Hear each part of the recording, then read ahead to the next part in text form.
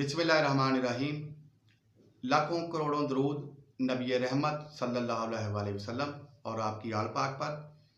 Advocate Rana यसकर आपकी खिदमत में हाज़िर है। पीपीसी की सीरीज़ का लेक्चर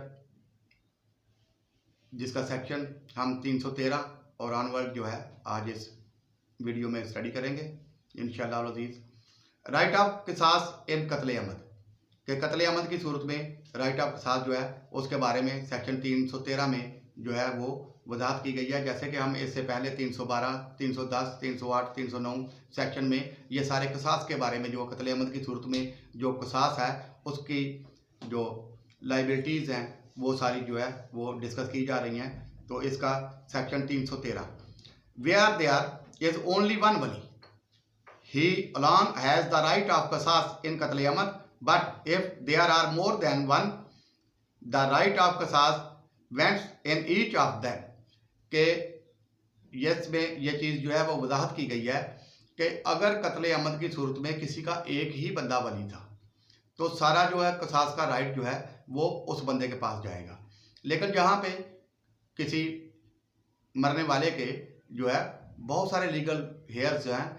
तो उन सब में हर एक को जो है वो क़िसास का हक हासिल होता है। वो सारे के सारे उसके वली जो उसके बेटे बेटियां या उसके भाई जो हैं बहन भाई होते हैं उन सब को इसका क़िसास जो है वो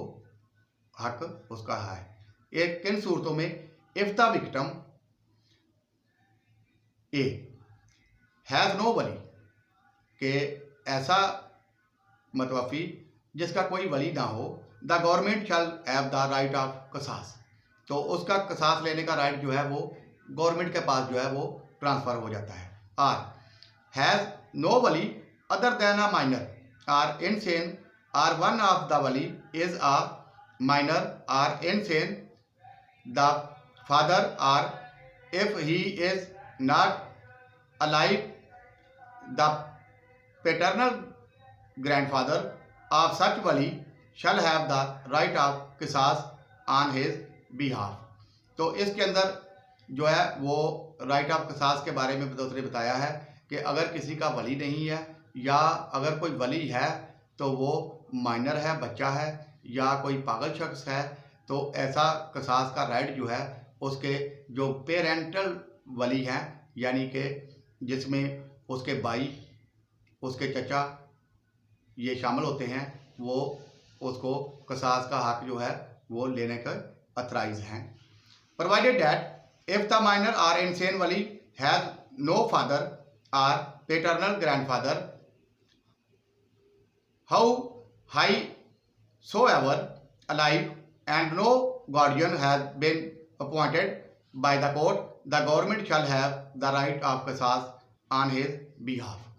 तो नेक्स्ट उसने ये चीज़ जो है वो इसको एक्सप्लेन कर दी गई है कि ये किस सूरत में होगा कि जहाँ पे या तो उसका वली नहीं है या वली जो है वो कोई माइनर है या जो है वो पागल शख्स है और उन माइनर और उस पागल शख्स का कोई भी वली जो है वो कोर्ट ने मुतय्यन नहीं किया था तो ऐसे शख्स का क़िसास लेने का हक जो है वो फिर गवर्नमेंट के पास जो है वो ट्रांसफ़र हो जाएगा और क़िसास का हक जो है उसका वो गवर्नमेंट उससे जो है वो वसूल करेगी ऑन बिहाफ ऑफ माइनर और इनसेन पर्सन। नेक्स्ट इसका सेक्शन 314 एग्जीक्यूशन ऑफ क़िसास इन कत्ल अमद के कत्ल अमद की सूरत में जब क़िसास अगर किसी ने उसको माफ़ नहीं किया तो क़िसास लेने का हक जो है उसकी एग्जीक्यूशन जो है उसके पर अमल जो है वो कैसे किया जाएगा वो सेक्शन 314 जो है हमें इसके बारे में एक्सप्लेन करता है। क़िसास इन कत्ल अमद shall be executed by a functionary of the government by causing death of the convict as the court may direct के क़िसास का जो हक है वो अगर माफ़ नहीं किया गया तो उस बंदे को जो है किस तरीके से जो मर्डर है उसको किस तरीके से सज़ा दी जाएगी इसमें जो है वो हमें एक्सप्लेन कर रहा है कि गवर्नमेंट की जो फंक्शनरी जो मशीनरी है जो ये ड्यूटीज़ सर अंजाम दे रहे हैं ऑन बिहाफ ऑफ गवर्नमेंट, जैसे कि हमें पता है कि जेल के अंदर जो है वो सजाए मौत जो दी जाती है। डॉक्टर होते हैं, जेलर होते हैं, जज मिलूम वहाँ पे मौजूद होते हैं। तो ये मशीनरी जो गवर्नमेंट की तरफ से तैनात की गई है, ये सारे जो हैं उसकी कसास को जो है वो एग्जीक्यूट करेंगे। इसमें यह चीज़ जो है वो क्लियर की गई है कि कसास की सूरत में यह किसी पर्दे को पर्सनल हक हासिल नहीं होगा कि वो उस आदमी को जो है वो कत्ल कर दे या उसको फांसी दे दे। ये गवर्नमेंट जो है, गवर्नमेंट ऑफ पाकिस्तान, उसकी ड्यूटी है, वो उसको पनिशमेंट जो है कसास की उसको एग्जीक्यूट करेगी। Next number 2, कसास shall not be executed until all the wali are present at the time of execution, either personally or through their representative authorized by them in written in this on behalf of। के कसास का अमल जो है वो जो वली हैं उनके सामने सरंजाम दिया जाएगा। यानी कि अगर किसी बंदे को फांसी देनी है तो उसके जिसका कत्ल हुआ था उसके जितने वली हैं वो एट द स्पॉट उस फांसी को देखने के लिए मौजूद होंगे, या उनका कोई रिप्रेजेंटेटिव, कोई नुमाइंदा जिसको उन्होंने रिटर्न में एथराइज़ किया हो कि ये बंदा हमारी तरफ से जो है उस वक्त मौजूद होगा, उसका होना ज़रूरी है। यानी कि उसकी कसास की एग्जीक्यूशन जो है जब तक वली वहाँ पे मौजूद नहीं होंगे उसको उस पर अमल दरामद नहीं किया जाएगा। ये गवर्नमेंट की ड्यूटी होती है कि वो पहले ही उसके सारे वलीज जो हैं उनको इन्फॉर्म कर देते हैं कि फ़लाँ टाइम के ऊपर उस बंदे को जो है कसास की पनिशमेंट दी जाएगी, तो आप सारे वहाँ पे वो हाज़िर होने के पाबंद होते हैं। अगर उनमें कोई बंदा नहीं आ सकता तो वो अपना नुमाइंदा मुकर्रर करता है, उसकी तरफ से वकील आ सकता है, या किसी भी बंदे को रिटर्न में वो अपना नुमाइंदा मुकर्रर करता है कि वो वहाँ पे मौजूद होगा उस चीज़ को देखने के लिए। Provided that where a wali or his representative fail to present himself on the date, time and place of execution of qasas after having been informed of the date, time and place as certified by the court, an officer authorized by the court shall give permission for the execution of qasas, and the government shall cause execution of qasas in the absence of such वली। इसमें आगे next इसकी वजाहत कर दी गई है कि government की तरफ से जब उसके वली जो हैं उनको टाइम, डेट, प्लेस सारी जो है चीज़ें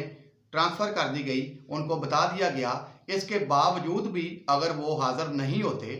उसको देखने के लिए, तो फिर गवर्नमेंट ऑफिसर जो है वो इस चीज़ का अथराइज होगा कि वो उस कसास को एग्जीक्यूशन जो है उसकी वो करवाए और उस बंदे को सजाए मौत जो है वो दी जाए। If the convict is a woman who is pregnant, the court may, in consultation with an authorized medical officer, postpone the execution of qasas up to the period of 2 years after the birth of the child, and during this period she may be released on bail on furnishing of security to the satisfaction of the court, or if she is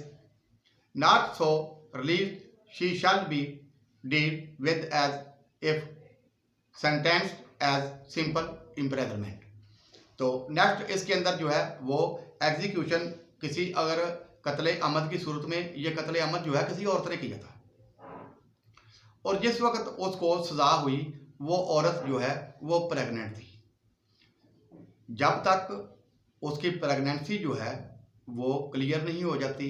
वो बच्चे को जो है वो birth नहीं दे देते, और उसके बाद 2 साल तक बच्चे को दूध पिलाने का जो पीरियड है वो भी पूरा नहीं होता, उस वक्त तक उसको पनिशमेंट जो है वो नहीं दी जाएगी, उसको कसास नहीं लिया जाएगा, उसको सजाए मौत जो है वो नहीं दी जाएगी। और इस टाइम के दौरान उस औरत को बेल पे रिलीज़ किया जा सकता है कि वो अपने घर जो है वो ज़मानत पे रहे और अपना प्रेगनेंसी का पीरियड और बाद में 2 साल जो बच्चे की बर्थ के बाद हैं उसको पूरा करे, या अगर उसको बेल नहीं दी गई, उसको जेल में ही रखा गया है, तो उसको ऐसे ट्रीट किया जाएगा जैसे कि उसको सिंपल इम्प्रेजरमेंट, जिसको सादा कैद जो है वो कहते हैं, उस सूरत में उसको रखा जाएगा और वो सिंपल इम्प्रेजरमेंट की कैदी जो है वो कंसीडर की जाएगी। नेक्स्ट इसका सेक्शन 315 कत्ल शबीए अहमद। ये कत्ल अहमद की एक जो है वो दूसरी टाइप है, जिसको आमतौर पे शबीए कत्ल अहमद कहा जाता है। इसके बारे में क्या लाइबिलिटीज़ हैं और इसका जो है वो क्या पनिशमेंट है, ये आगे 315 और उससे ऑनवर्ड जो है उसके अंदर ये इसको ब्रीफ किया गया है। However with intent to cause harm to the body और mind of any person causes the death of that or of any other person by means of a weapon or an act which in the ordinary course of nature is not likely to cause death is said to commit कत्ल शबीए अहमद। इसके अंदर सबसे पहले वो इस चीज़ को define कर रहा है कि कत्ल शबीए अहमद जो है वो क्या चीज़ है। इसमें हमें ये चीज़ अंडरस्टैंड करने वाली है कि पहले कत्ल अहमद जो है उसके अंदर किसी बंदे को डेडली वेपन के साथ अरादातन निजतन उसको जो है वो कत्ल करना होता है, जबकि कत्ल शबीए अहमद के अंदर किसी बंदे को जो है वो शबीए अहमद का मुर्तकब किस वक्त होगा, जब उसने नॉर्मली किसी बंदे को नुकसान पहुंचाने के लिए, उसकी बॉडी को नुकसान पहुंचाने के लिए कोई जो है वो जुर्म किया जो आम तौर पे उसके कत्ल का सबब नहीं बनता था। यानी कि अगर किसी बंदे को उसने को चोट मारी तो उससे वो बंदा मर नहीं सकता था, लेकिन वो मर गया। नॉर्मल उसको जो है समझा जाता है कि ऐसी चोट से, ऐसे जख्म से बंदा जो है वो नॉर्मली आम तौर पे नहीं मरता, लेकिन अनफॉर्चुनेटली वो बंदा अगर मर जाता है तो जिस बंदे ने वो चोट या वो हर्ट उसको पहुंचाया था वो कत्ल अमन शबी का मुर्तकब हो गया। इसको शबीए कत्ल अमन जो है वो कहते हैं। For example in order to cause hurt strike Z. एक शख्स है जो जेड को जख्मी करने के लिए एक जो है उसको चोट लगाता है, उसको जख्म लगाता है with the stick or stone which in the ordinary course of nature is not likely to cause death. That dies as a result of such hurt, A shall be guilty of कत्ल शबीए अहमद। तो ए कोई एक शख्स है जिसने Z को जख्मी करने के लिए किसी लाठी से स्ट्राइक किया या उसको कोई पत्थर मारा, जो आमतौर पे उस चोट से या उस पत्थर की चोट से बंदा जो है वो नहीं मरता। तो जेड की अगर मौत हो जाती है तो ए जो है उसका कत्ल शबीए अहमद का मुर्तकब जो है वो हो गया। नेक्स्ट है इसका सेक्शन 316 पनिशमेंट फॉर कत्ल शबीए अहमद के कत्ल शबीए अहमद का जो बंदा मुर्तकब हो जाता है उसकी पनिशमेंट जो है वो क्या होगी। हाउएवर कमिट्स कत्ल शबीए Ahmad shall be liable to death and may also be punished with imprisonment of either description for a term which may extend to 25 years as तज़ीर। के जो बंदा कत्ल शबीए अहमद का मुर्तकब होगा उससे या तो दियत ली जाएगी, जो कत्ल की दियत होती है, और या उसको 25 साल जो है वो कैद इम्प्रिजनमेंट जो है वो दी जाएगी। ये पनिशमेंट है उसकी कत्ल शबीए अहमद की। नेक्स्ट है सेक्शन 317 पर्सन कमिटिंग कत्ल डिबैर्ड फ्रॉम सक्सेशन के जो बंदा जो है वो कत्ल का मुर्तकब होता है वो विरासत से जो है उसको महरूम कर दिया जाता है। इसको इसके अंदर जो है वो एक्सप्लेन किया गया है 317 के अंदर। वेयर आ पर्सन कमिटिंग कत्ल अहमद और कत्ल शबीए अहमद is an heir or a beneficiary under a wali beneficiary under a will, he shall be debarred from succeeding to the estate of the victim as an heir or a beneficiary। के 317 section जो है वो हमें explain कर रहा है कि अगर किसी बंदे को,